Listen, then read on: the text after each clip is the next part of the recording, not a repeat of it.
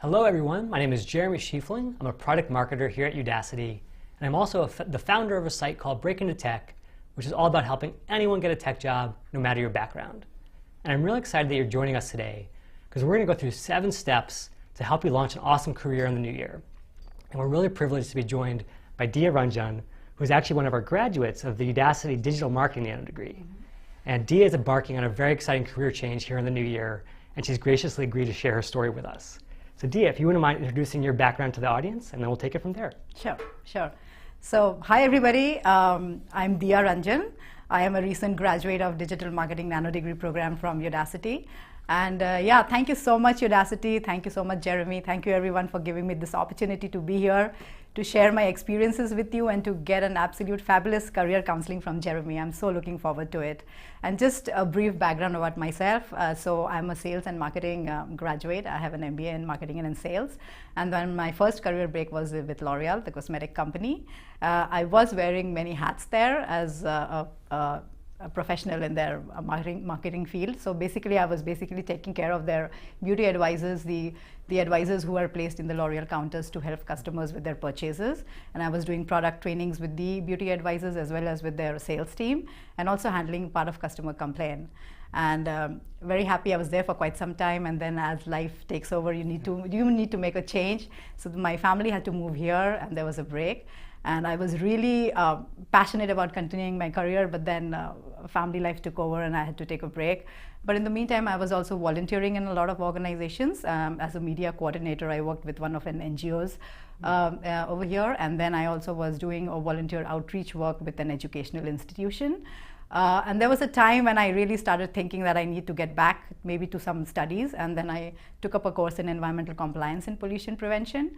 And I joined, while I was doing that, I was also, I tied up with a company called Joint Venture Silicon Valley, and I was doing greenhouse gas emission studies for City of Sunnyvale. Wow. And an outreach effort for Sierra Club as their recycling intern. But while I was doing all these outreach efforts and going out and educating people, I thought marketing is the core of everything. And I'm so passionate about this area that I really need to get back to it. Cool. And I started digging deeper into courses that would help me, that would give me confidence to get back to the field after quite some time. And through a thorough research, Udacity came up to be one of the best courses. And one of the few things that Udacity's digital marketing course stands out from the rest is the campaign that we do, the running the live campaigns and optimizing it and knowing how it works. Like hands-on. Absolutely. So it gives you a confidence that when it is thrown to you in the real life, you're able to do that. And I did all that, and I'm so confident that I will be again back to my career path very soon. Yeah, awesome. I'm looking forward to it. Cool. Well, thank you so much for sharing your story with us and being willing to share with our audience out there. I think you have the perfect background for folks out there who are saying, hey, I also have tried different things in my career.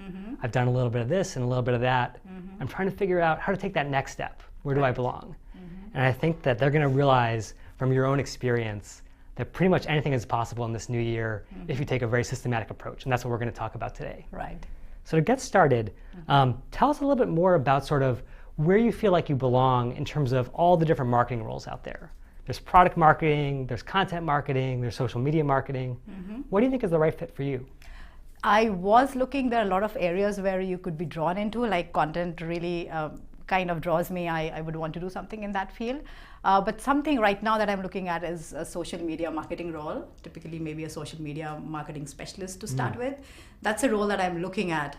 And I think that is a big role in terms of encompassing a myriad of activities and things that you need to do as a social media specialist. So that's something which I'm really looking forward to.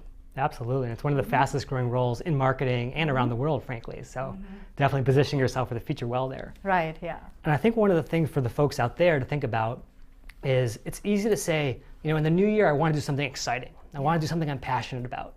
And that's definitely a place where you want to start. But don't just leave it there. Think about how can I actually add value to the organization I'm about to join. So I'm really thinking about it from the perspective of the recruiter and the hiring manager. And I think the beautiful thing about your approach is that you're saying, I could just say I want to do marketing in general, I'm excited about digital marketing, but instead I'm really focused on what they need, which is someone to come in and make sure that their social media is on point and delivering real value. Right. And I think because you're starting with that positioning, you're going to be much more successful down the road than someone who just says, hey, I just want to be in marketing more broadly. Right. Absolutely, yeah. And so for those out there who don't quite have Dia's clarity as of yet, have no fear. There's definitely time to come here. But a couple quick tips to get you started is think about who you can talk to in this new year who can give you a sense of what the roles look like in your space. So whether it's engineering or marketing or anything else, try to figure out, is there someone who I can actually shadow a little bit? Maybe spend an hour or two at their office, seeing what they do all day. And then figure out, is that the kind of stuff that I love doing? If I think back about my own experiences, have I been in that moment of flow, where I lost track of time? I was so excited doing what I was doing. And this is going to give me chances to be in that same state again and again in the future. And if you can sort of map your past experiences against the future potential of what you're seeing from others out there, you're going to know that you're in the right place. And having that solid foundation makes everything else so much more effective. And we're going to see that right now. Right, yeah. So we're going to have the next step, once you understand the position that's right for you, and talk about how do you actually win that position? Not just sort of getting the job, but even before that, how do you win it in the mind of the recruiter, the person who's sort of the gatekeeper for the job that you want? Okay. And we're going to start with your LinkedIn profile. So again, thank you so much for letting us check this out. It's already in really good shape, I will tell you that.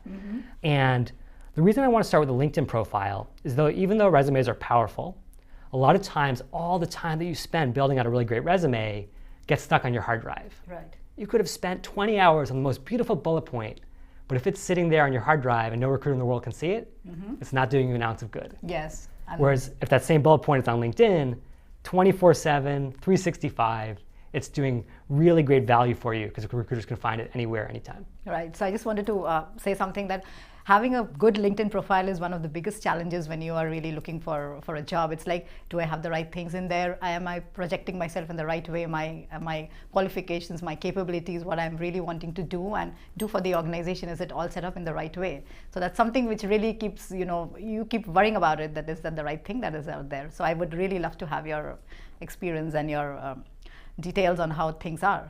Absolutely, yeah. So let's dive in here. And I want to give you and everyone out there sort of the key tip, which will hopefully take some of the stress out of it. I think a lot of the anxiety with LinkedIn or resumes for that matter comes from not knowing what the goal is. You're trying to guess, okay, maybe I saw some tips about bullet points should be in the active voice or have this format or blah, blah, blah. Yes. But you're not really clear, like, why? Why does it matter? And I think the easiest way to sort of organize your entire process is to come over here on LinkedIn and go to the jobs page. So actually skip ahead a little bit and check this out together. And let's just find a job that you might be interested in. So again, social media, you've already identified as your passion. Maybe we'll just say social media manager who's in the Bay Area, just to keep it targeted here. And there's obviously going to be a bunch of results. Looks like over 400 just in this area alone. Cool startups like Lime Bike, more established companies like Trulia. There was one that I was looking at today that actually got me a little excited. It was at Williams-Sonoma. Okay. I don't know if you're a big foodie or not. Yeah, but I would love to. Yeah. Okay.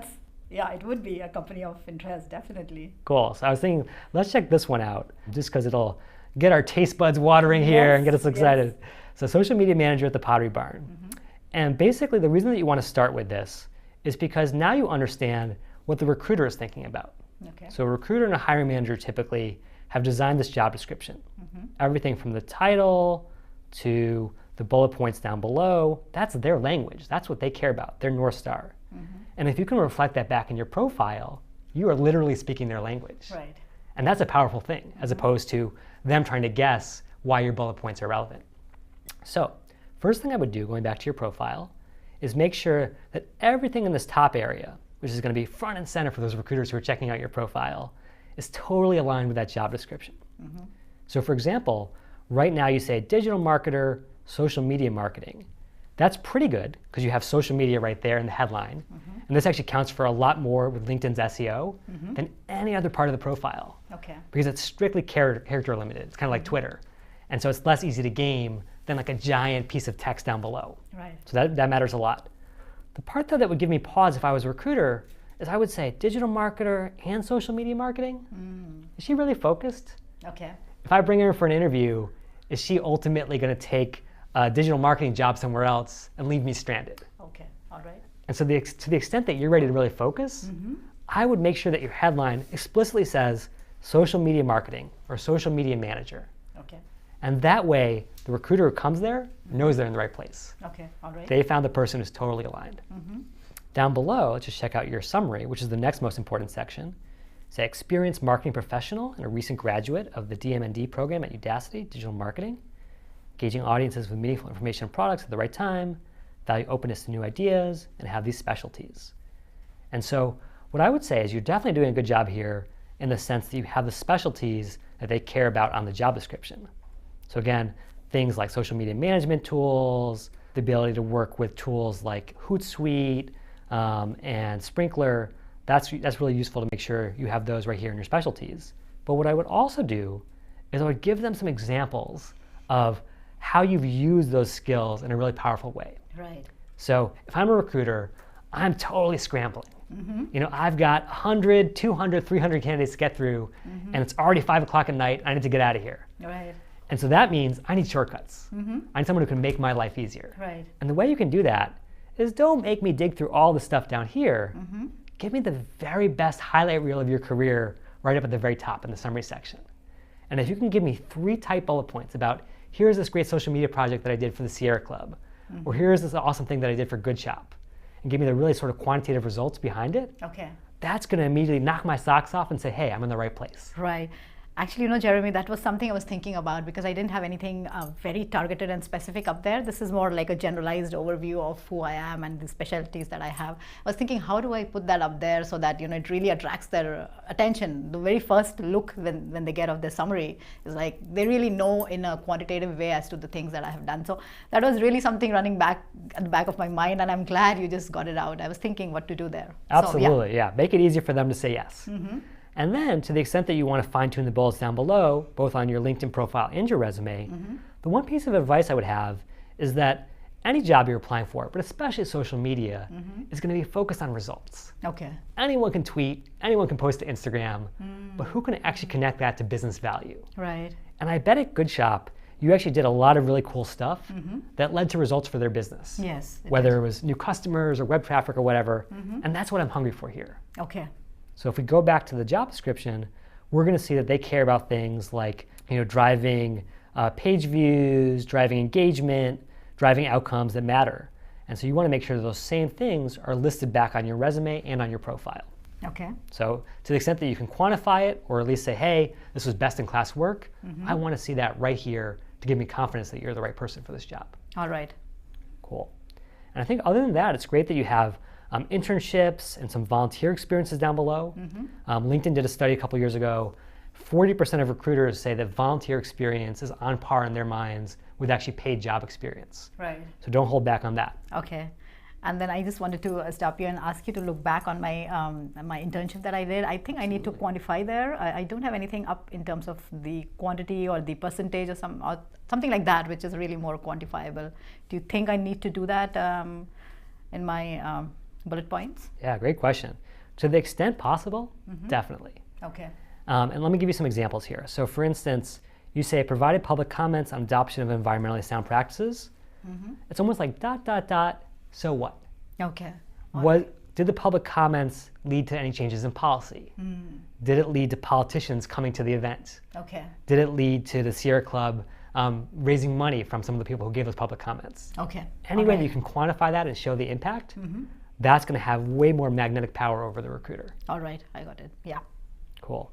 I love that you have the Udacity degree here listed. Yes, yes. And you'll see why that's important in a little bit, as well as your undergraduate and graduate degrees, volunteer experience.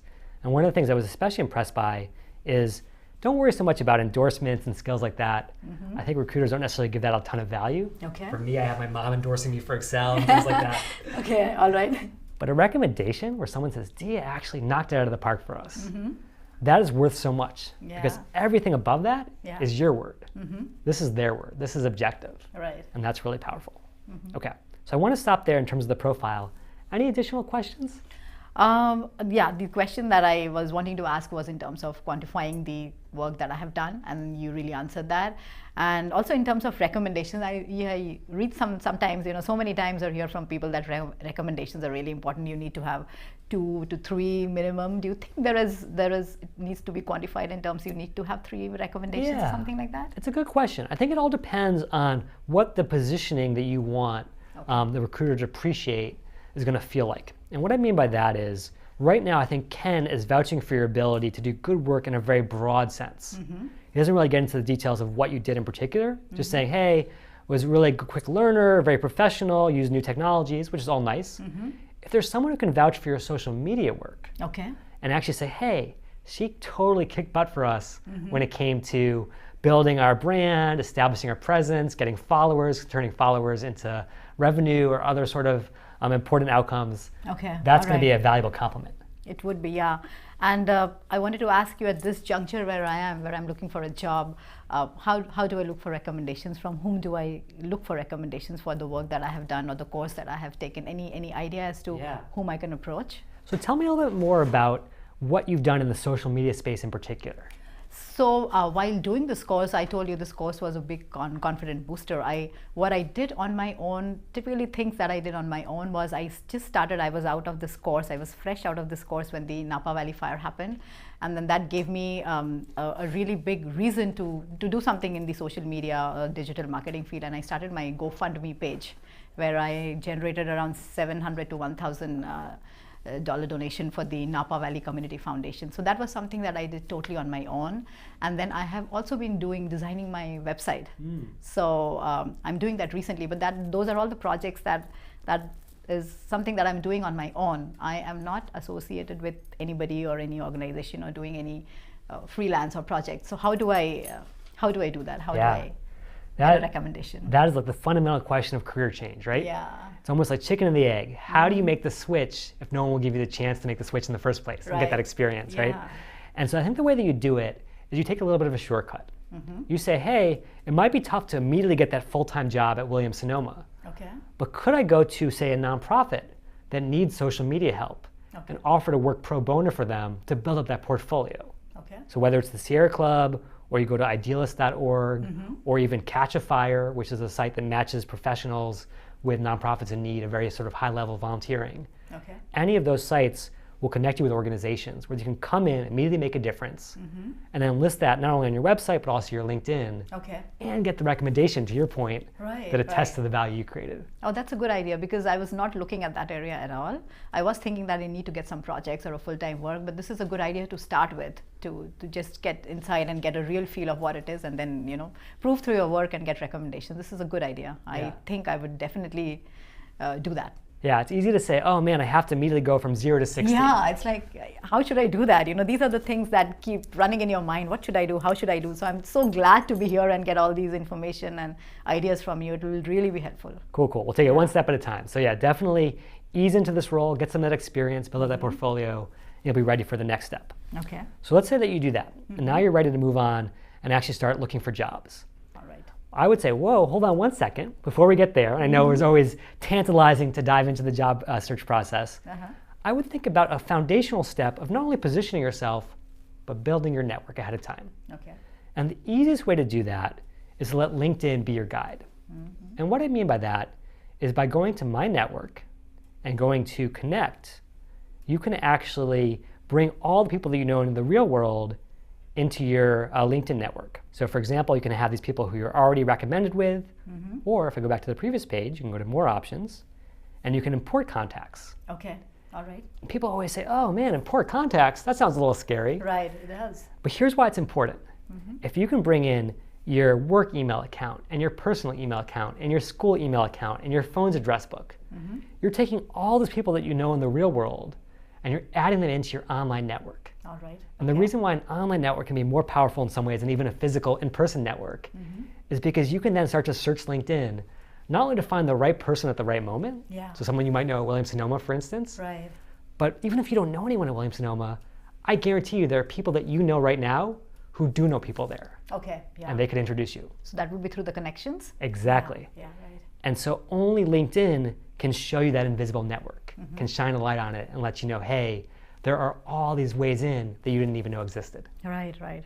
So definitely start by getting all those folks connected with you on LinkedIn, and then in the next step, you'll see why it's so important. So you've got your great positioning, you've got your network starting to build. Now the rubber's about to hit the road. Let's begin the job search. So we come over to the job section again, and one thing I would recommend is, not only do you want to do that search like we did before to find the Williams-Sonoma job, but when we do it, we actually want to make sure that we're automating it. One problem that I see job seekers run into all the time is that they're kind of up and down when it comes to searching. Right. I think it's because it's such an emotional process, right? Yes, it is. Yeah, it is. You just think, maybe this, I should put this. In terms of job, maybe social media marketing or content coordinator, what should I do? And then the area, which should I target? Should I target a particular city or an area as a whole? So yeah, those are the questions that keep running on your mind. So how should I go about it? Absolutely. And I think the beauty of automation here is that you don't have to worry about that every single day. You don't have to say, oh man, I just got a really sort of annoying rejection yesterday for my dream job. I'm just going to give up. Instead, if you say, hey, I'm going to create a search alert and basically get notified every day for the social media jobs in the Bay Area, now you're letting the computers, who are totally emotionless, just take care of all that and keep a steady stream of good opportunities coming to you no matter how you're feeling. So I think that's the first foundation. In terms of your question about the exact role to search for, I would search for a couple and create automations for each of them. Okay. And then in the same way that great marketers A/B test their marketing, I want you to A/B test your career. All right. So if you're getting more traction with social media coordinator than social media manager, maybe turn off that search. Okay. If you're doing better in the East Bay than in the South Bay, or vice versa, maybe that's something that you sort of tweak as well. Okay. But at first, I would start relatively broadly and let the information from your experience out there in the world be your guide. Oh, that's a good idea. That's a good point. I mean, generally, I tend to put San Francisco Bay Area, but that's a good idea to just check various areas and also various job titles or roles, and then go from there. Yeah. Absolutely. Yeah. Yes. And what I'm going to recommend then is going to be a little bit controversial, so I have to warn all the listeners out there. Okay. But I actually believe that there's a false dichotomy about applying for jobs out there, which is that people say you've got to either apply for the job or get a referral. I'm actually going to argue that you need to do both. Let me explain the logic behind it. So once you have these jobs streaming into your inbox, you're going to be one of the first people to see those jobs because LinkedIn is going to show you, hey, this job was just posted an hour ago. And you can actually see by clicking on some of them that you would be in the top 10% of applicants, or you're one of the first 5 people to apply. Right. And the reason it's so powerful to apply early is think about it from the recruiter and the hiring manager standpoint. And again, empathy is so important here. Right. Getting the first job application for a brand new job, it's almost like Christmas morning. Right. You can't wait to run down to the tree, unwrap the present, everything's exciting. Absolutely. But then the 10th day or the 20th day after the job has been posted and you're receiving your 500th application, that's like January 7th and your tree is still there in the living room and you're like, what is going on? I just can't wait for this thing to be over. Right. Right. And so if you want to be that shiny present under the tree, be one of the first applicants. Yes, yeah. This is something that I had been thinking about because there are a lot of times where I've seen job openings and they have been really so close to my heart, maybe in terms of the industry or the job profile, and it's been like almost maybe 10 days or 15 days and I'm like, should I apply? What should I do? So I think this is a great point to just start off as soon as you see it and have all your alerts set in so that you just get the alerts as soon as possible and you apply there. Absolutely. Yeah. Yes. But now here's the and part instead of the or part. Okay. I don't want you to rest on your laurels. Okay. Another big trap is that job seekers say, hey, I just applied to 100 jobs today. I'm done. I'm going to go on vacation for the next 2 weeks. And then inevitably, because of the sort of online application black box where you have no idea what's happening, you don't hear back or you get rejections and then you just give up. The way that you're going to increase your chances, and all the data supports this, is that you want to pair that early application with a referral from the inside. Okay. And now the referral process can be a little bit daunting. Yes, I think so. Yeah. Yeah, tell me about your experience there. So there have been a lot of companies. Typically, I told you, I've been looking in food, health, and education industries, and there have been a couple of companies which I really haven't wanted to because they kind of got a nexus between digital marketing or environment or digital marketing and health. So, and I was wondering because I didn't know anybody in that industry. So I was like, when I apply for the job, there would be so many candidates, say around 30, 40 minimum, or maybe 100. So what should I do? Whom should I get in touch with? Somebody who knows me or somehow knows that I have done work before and I can really take care of it. How do I go through that maze and get to the right person? So that has been always at the back of my mind. How should I do it? How should I approach? Because referrals are a huge deal, a great deal, and really putting you forward. So that has been at the back of my mind. How, what, when?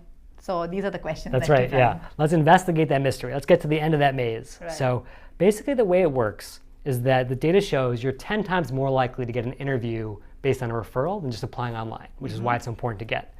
But in terms of how you actually get it, what you're going to do is tap into the network that you've been building steadily on LinkedIn all along. Okay. So coming up here to the top, you're going to say, hey, I want to see all the folks that I know at, say, Williams-Sonoma. So here we go. And notice I'm taking a little shortcut here. Right. You'll become quite familiar with this as you go along. But if you want to have a really fast search on LinkedIn, just type in the parameter, in this case company, colon, and then whatever the search query is. Okay, so 5,000 people at Williams-Sonoma. Great. How many do I know personally? In LinkedIn parlance, how many are my first-degree connections? Uh-oh. No results. Right.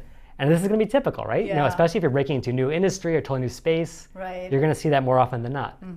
This is where most job seekers give up. Okay. I would probably say even 90%, which is crazy. Because with just a little additional detective work, you can break on through. Okay. Let me show you how. So what you can do is you can say, okay, I might not know anyone there personally, but there are many other roads in. For instance, is there anyone who is at Williams-Sonoma who has a shared affiliation around school? So we can come up here and say company Williams-Sonoma, and then add in Udacity, and check out some of these results here. And sure enough, there's this guy Lokesh, who is actually a Udacity alum. He has a front-end web developer nano degree. Right. So it might be a really nice time to reach out to him and say, hey, Udacian to Udacian, might we have a chance to grab coffee and sort of talk about what it's like working at Williams-Sonoma? Right. So that's one possibility. My God, I'm so excited to know this. This was something that I didn't know before, and I was always thinking of how to reach somebody who is in that company. So this is such a great thing that you told me. It's like, it really, really would be very helpful. Absolutely. And I think it's one of those things where like Udacity is relatively new compared to the Stanfords and the Berkeleys of the world. But because it's so massive, there are already tons of alumni out there. Right. And that actually gives you entree to a really powerful network. So that's one possibility. What about the volunteer piece? Is there someone who possibly worked for the Sierra Club who also works there now? Sure enough, a senior editor in e-commerce, closely related to social media, also has a Sierra Club background. And so that's someone we can tap into in terms of really great opportunities. So we're going to do a quick search for that. Sure enough, Sierra Club Outings 2012 Trip Guide. Yeah. Great thing to bring up in Right. terms of that initial outreach email. Absolutely. I'm so excited to know this aspect of job search. I didn't know this before. Yeah, and I think this is one of those things where it's not even about the technology, it's about human technology. Right. Yeah. The fact that we're so tribal at the end of the day, where if we know someone shared an experience with us, whether it was online or whether it was through volunteering or school, that's powerful. Yeah, and you already feel connected to that person. You might have shared the same goal or same mission or same passion. So yeah. Absolutely, and there's no reason not to leverage that. So that's all well and good in terms of things that you directly have in common. One other very important approach, and this is not even just tribal, this is exponential, is the fact that, again, if you have 1,000 connections on LinkedIn or even 100 connections on LinkedIn, and each of them also has 100, now we're talking about 10,000 potential connections that you could leverage. Right.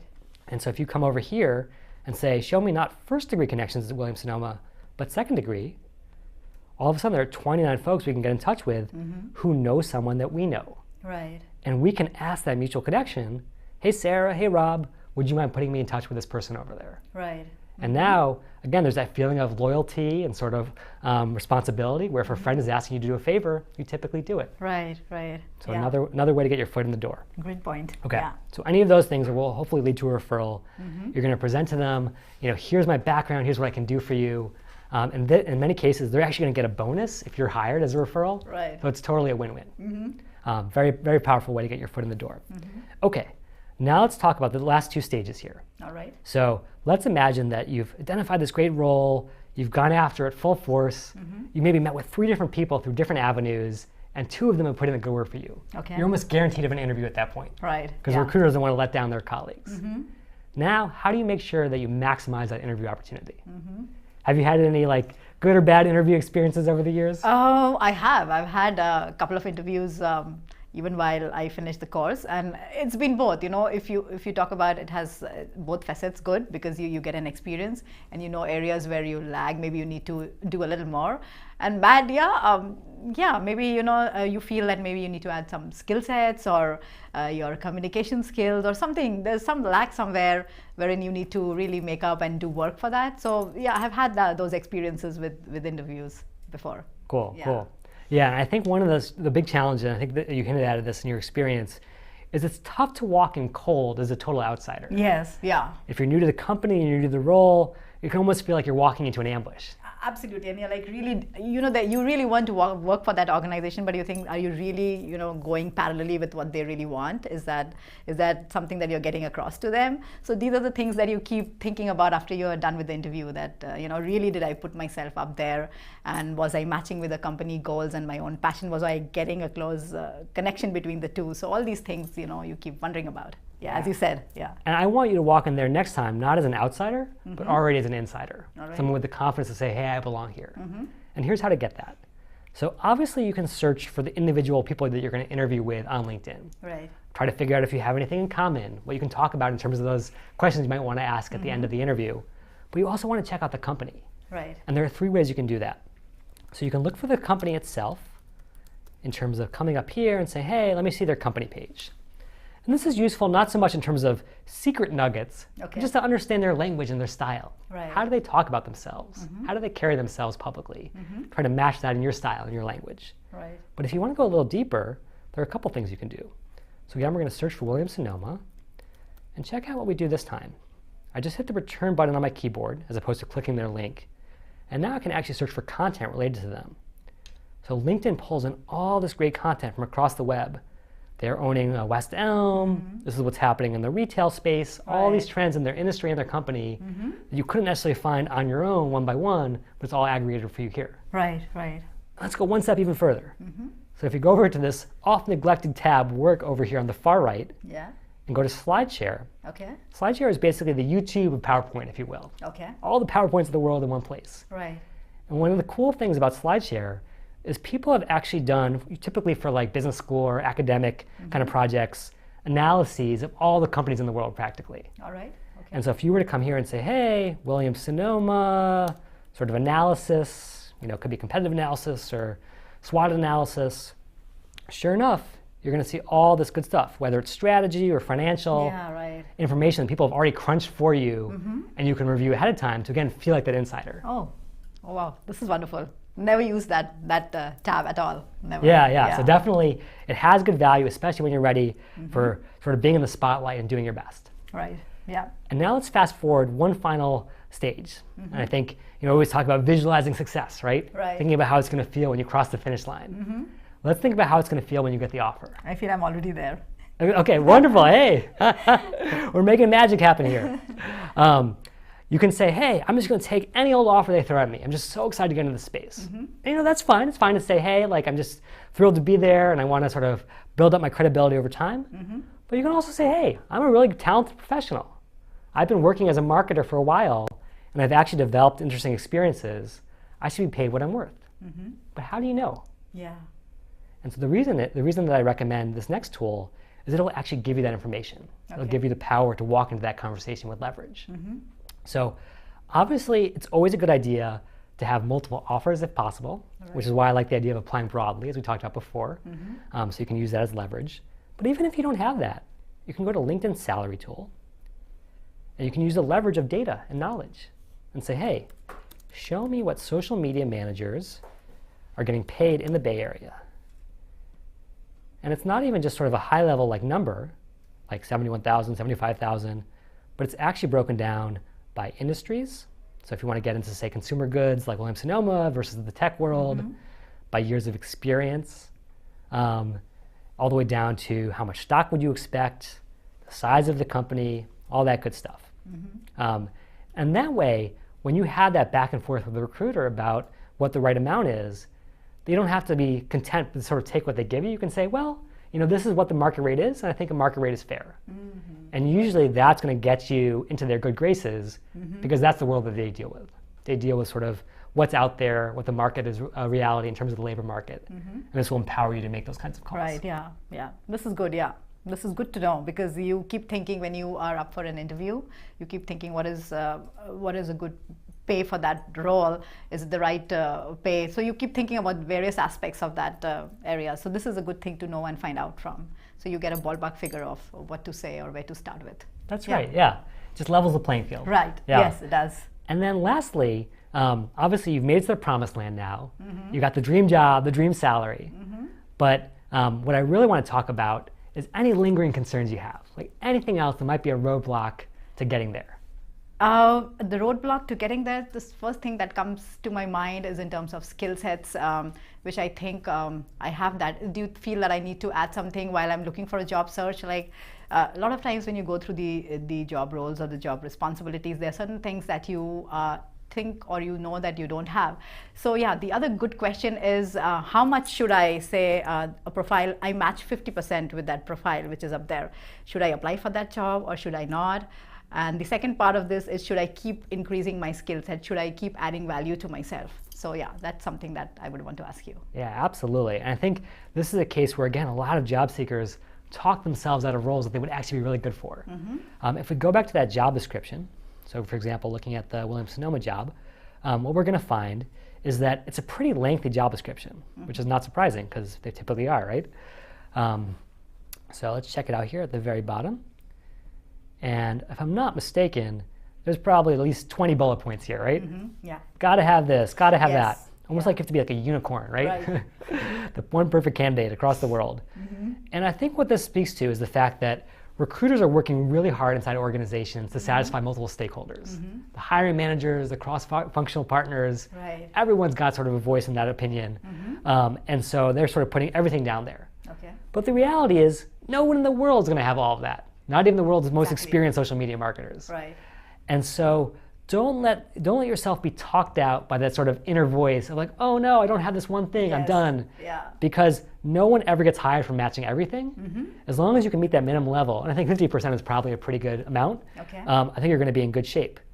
The other thing to answer the question about what skills you should develop is look for patterns across the jobs that you really admire. Okay. So we've only looked at one job today, but if you looked at the Williams-Sonoma job and the Pottery Barn job and the Postmates job and the Lime Bike job, and you're seeing the same skills over and over and over again, whether it's Photoshop or Hootsuite or what have you, maybe that's telling you, hey, to be successful in this space, this is fundamental. This is a common denominator. Right, yeah. But don't go crazy and try to develop a skill because you saw it once on one job description. Absolutely, that's another question. There's so many things that sometimes you feel that I should do this, maybe Photoshop or HTML or something, things like that which you keep thinking that I should add, but it's a whole huge gamut of things that you need to add, and then it kind of bogs you down that what should I do now? So yes, your ideas would be really helpful if you could tell me. Yeah, and I think one of the things to think about too is like, how is this all going to play out in the interview room? If you can get that referral, you're almost guaranteed an interview. And if you can get into the interview room, you can win, not based on some abstract skill set that you have, but on the fact that you're going to build an emotional connection with that interviewer. Right. So that's another human at the other side of the table. They might seem like an interviewing robot. They might be playing it very sort of poker-faced. But underneath that facade, they want someone who can not only do the job, but who they want to do the job with. And if you can bring that same personality that I'm seeing right now in terms of someone who's excited and passionate about the space, a great collaborator, that's going to be just as important as checking off a million different boxes. I agree, absolutely. And I think in that context, the company search and the details about the company, as you showed me, would be very important, because then you can associate and align yourself and you actually know what you're doing or what you want to do, and you can gauge your kind of passion for that area. So I think that whole thing will get that empathetic value also towards across the table when you are there for the interview for that company or for that role or for the value proposition that you put in. That's right. It just feels like you belong there. Yes. Yeah. Absolutely. Any other questions? I think you just covered, whatever was there in my mind, I think everything has been answered. And there were certain things that was like a magic, magic happening, as you told me to do the network, analysis as to how you can go through the second degree network connections and know people, or maybe through your volunteer work or projects or education. So that was great. I didn't know about that at all. And that's something that I was really looking forward to. How do I build? Typically for somebody who is in a career transition stage and who's kind of trying to get the foot into the door in that domain, this was so helpful. Cool. Yeah. Well, let me just recap a couple things for our audience out there, and then we'll open it up to questions there. So just to remember what we just did here, we went through 7 steps. Number 1, de-identify the perfect role for her, not just an industry or a high-level passion, but actually the specific area where she could add value for the recruiter and the hiring manager. So it was a great place to begin.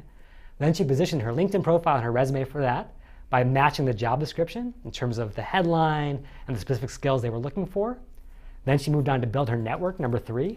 So actually adding her address books to LinkedIn to make sure she had a powerful network out there ready to go. Number 4, she automated her job search letting the computer handle the emotions of the ups and down day to day.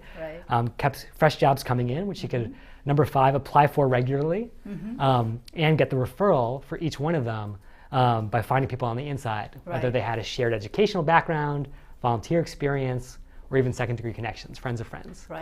Number 6, she got ready for the interview with great insider research, looking at things like SlideShare and the content feed on LinkedIn. And then number 7, once she got the job, she got ready to negotiate with the LinkedIn salary feature. So I think if you can start to apply some of those same steps in your own career this new year, you're going to have a very successful 2018. And to help you out, we'd love to take your questions right now. All right. Well, I want to thank you, Dia, because you were awesome today. Thank you so much. And I'm wishing you tremendous success launching your career here. I also want to let the folks out there know that there are 2 things you can really do above and beyond what we've talked about today to get your own career ready for success in 2018. Number 1, you can definitely take advantage of that LinkedIn alumni network for Udacity. It's going to be really reinvigorated this year. There's going to be lots of opportunities there. Have you checked it out, Dia? I need to do that. Okay. Yeah. Definitely get on there. Lots of opportunities. I will do that. Yeah. Cool. For sure. And then number 2, one of the things that's really unique to the Udacity experience, especially as an alum, is you can take advantage of all of the great career resources inside our classroom.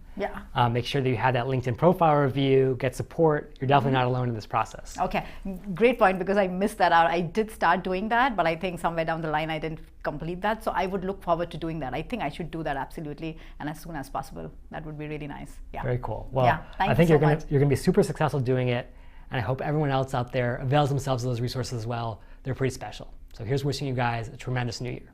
Yeah, Happy New Year and a lot of success to everybody. Thank you.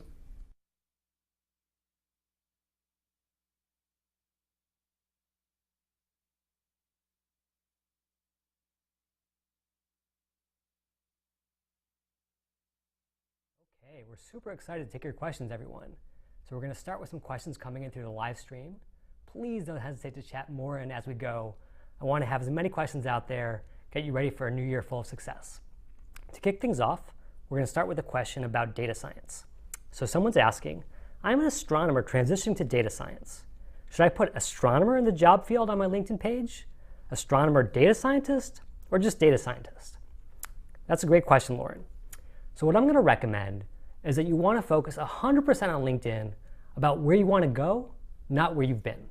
And the reason for that is you got to think about what recruiters think about, which is, will you be able to come in here and make a big impact in this job that I'm hiring for? They don't necessarily care if you've been a kindergarten teacher or an architect or an astronomer, so much as that you can hit the ground running on day one and make them look like a star. And so if you're applying for data science roles, that's what I lead with on your headline. Great question. Okay, next we're going to move to a question from Robin. Robin says, I'm a 40-year-old career changer with varied prior experience. I feel my lack of professional programming experience and formal qualifications is met with skepticism by recruiters. However, I do feel confident in my ability to learn quickly.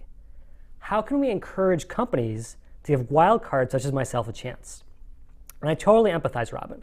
I think anyone who's going through the difficult process of career change understands exactly how daunting it is, not just psychologically, but then to go out in the world and face rejection after rejection. And so what I'm going to suggest to you, building on my last answer, is that you want to make it hard for the recruiters to say no and easier for them to say yes. And there are 3 ways that you do that. So number 1, you want to position yourself in a way that just smooths all the friction out of the system. If you're a recruiter and you come across a resume that says, again, astronomer, strange background, something that's irrelevant for the job, it's easy to say no to that. Ding, this person doesn't fit my mental model of who this person should be. Whereas if you're positioning from the headline to your summary, all the way down to your job experience, talks about the exact skills that are needed in this role and the exact job title that you're shooting for, well now, based on the recruiter's screening methods, you seem like the exact right person in the exact right place. And that's why positioning gets you past the first screen. But now the recruiter's going to go a little deeper. They're going to say, okay, this person looks really great on a superficial level. They're saying the right things. But can they walk the talk? And that's where the second step of portfolio comes in, the second P, if you will. With a portfolio approach, you say, not am I only a data scientist or a software developer or whatever you need me to be for this given role, but I can back it up with actual experience. And now you might be thinking to yourself, how do I do that? I don't actually have that experience. It feels like chicken and the egg. I want the experience, but you'll only give me a shot at getting the experience if I already have the experience. How do you break through? Well, the answer is you build out a portfolio of your work through side projects. It could be something as simple as doing your own startup or your own little application where you can sort of show off your own development skills or design skills or data skills. It could be working for a startup on a relatively limited freelance basis. It could even be volunteering with a charity that needs your technical ability through a site like catchafire.org. However you do it, whether it's on your own, through a startup, through a nonprofit, you're going to build out a portfolio of expertise that you can say, hey, definitively I can do this job because seeing is believing, and here's my portfolio to prove it. And the last P after positioning and portfolio is number 3, professional networking. And that's the ability to say, hey, not only am I the right person for the job with the right experience, but I know the right people who can vouch for me. And again, you might be thinking, well, Jeremy, that sounds all well and good, but I'm totally new in this industry. I'm totally new in this city potentially. How do I make my way in this world? And the way you do that is by finding any possible pathway, any possible connection that will get your foot in the door. So for example, as we talked about in Dia's case, if you go on LinkedIn, you'll find out that maybe you don't know anyone at that given company, but maybe you have someone who works there who went to your alma mater, or who worked at a former company with you, or even volunteers at the same organization. Maybe they're a friend of a friend, or a second degree connection in LinkedIn's parlance. Whatever the case, make sure that you reach out to that person based on that shared affiliation and ask them to help you. Ask them to leverage that tribal connection, that alliance that you have, to again get your foot in the door and get a referral that gets you on the recruiter's radar. If you can do those 3 things really well, number 1, position yourself, number 2, build out the portfolio, and number 3, professionally network, you can overcome any challenges, even the most adverse recruiter, and make it easy for them to say yes. All right, let's move on to the next question here. So question from Lauren, what can I do if I don't know anyone in the industry to give me a reference, to flag my resume, and I just keep hearing crickets, which is never a sound you want to hear when you're job searching? Well, we've already talked about a lot of the ways in, whether it's through educational connections, or volunteer connections, or friends of friends. But what I also want to talk about is the bold move of reaching out directly to a hiring manager. So let's imagine a case where you have a really great job that you're totally gung-ho for, and you're feeling completely stuck because you've gone through Jeremy's crazy laundry list of connection possibilities, and you're still striking out. What do you do in that case? If you're bold, and you're confident, and you believe in yourself, what you're going to do is you're going to figure out who the hiring manager is. Not the recruiter, who's that gatekeeper trying to stand between you and your dream job, but the person who ultimately will benefit from hiring you onto their team and working with you for great success. Because that's a win-win kind of relationship. So you go on LinkedIn, you'll search for the company and the team and the function, and you'll figure out who's the boss for that area. That's the hiring manager. That's the person that's ultimately going to make the call on whether you get the job or not.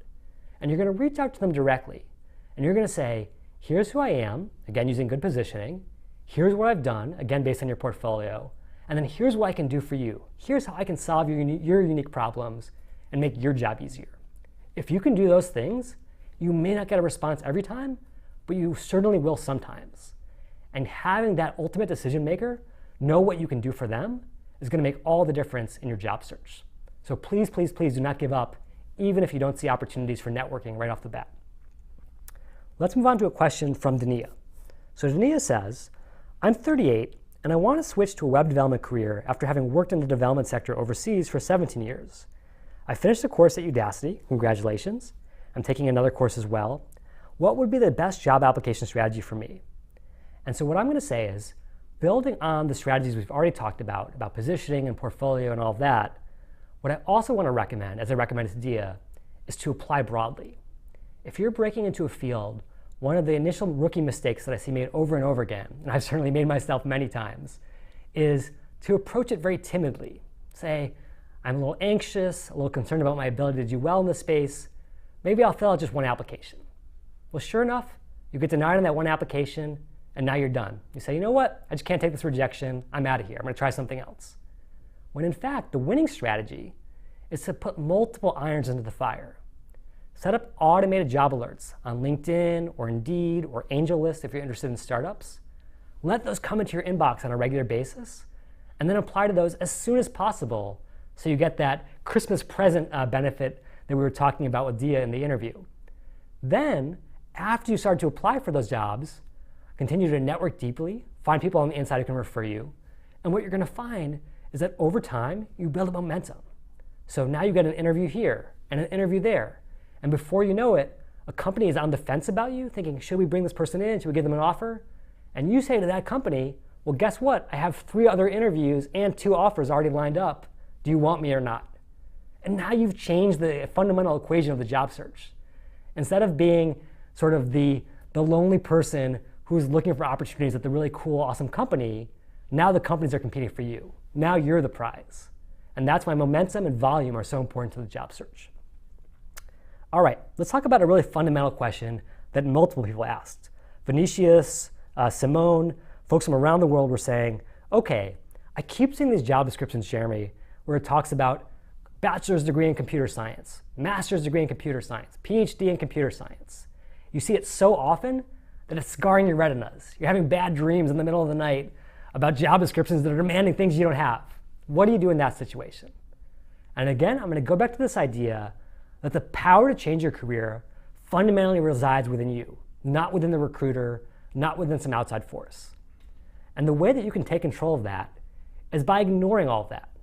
Now, there very well may be jobs where they're so technical or so specific that they want someone with this particular pedigree, but the vast majority of jobs, in my experience, are open to the people who can do them really well, no matter their background. In every industry, in every occupation, you're going to find people who don't have the PhD or even the college degree, and they're doing those jobs at the top of their game because they're fundamentally good at it and they're passionate about it in the way that I imagine you are.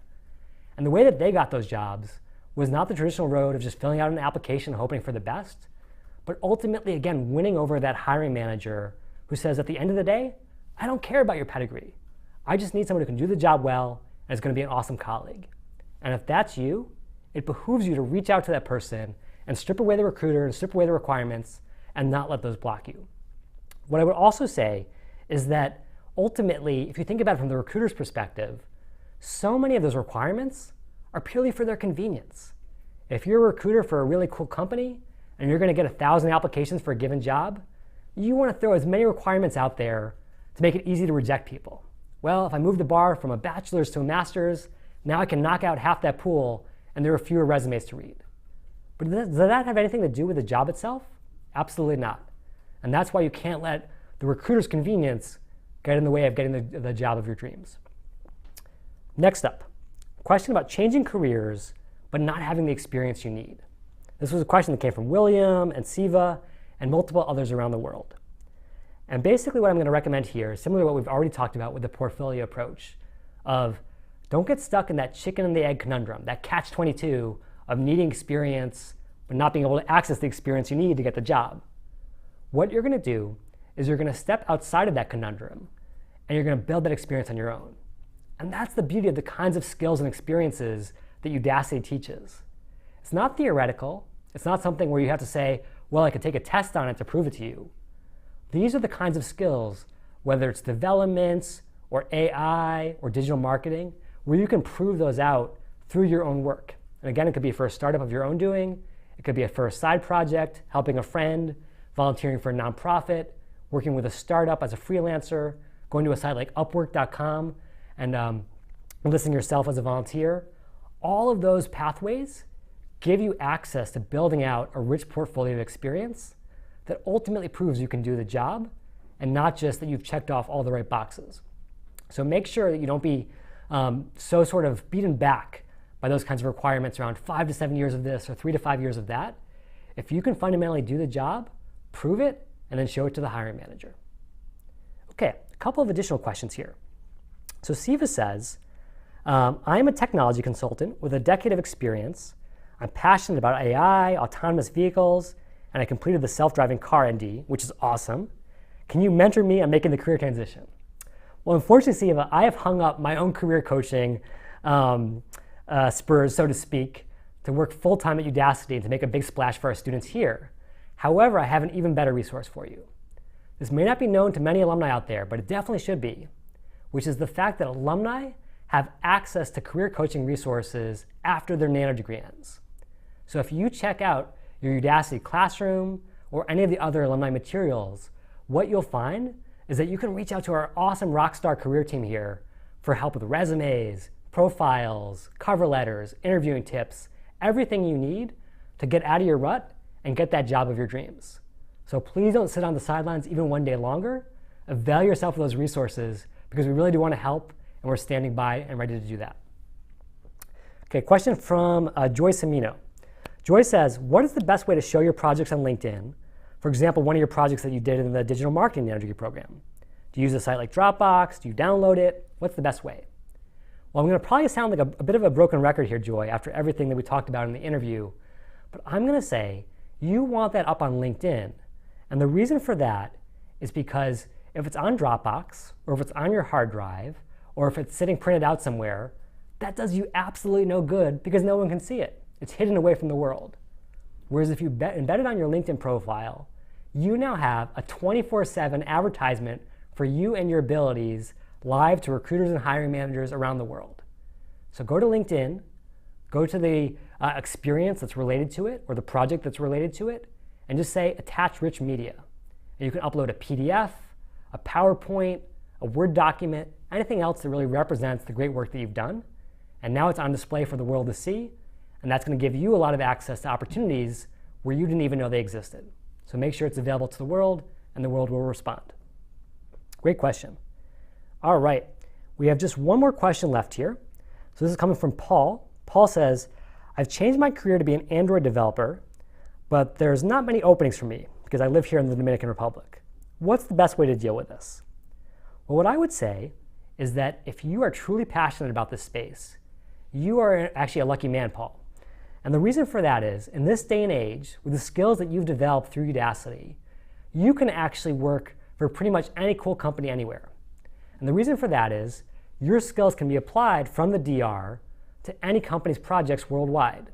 So whether it's through a site like We Work Remotely, or going to a site like Indeed and searching for remote jobs, you're going to find thousands and thousands of opportunities that are explicitly open to folks with your exact skills anywhere in the world.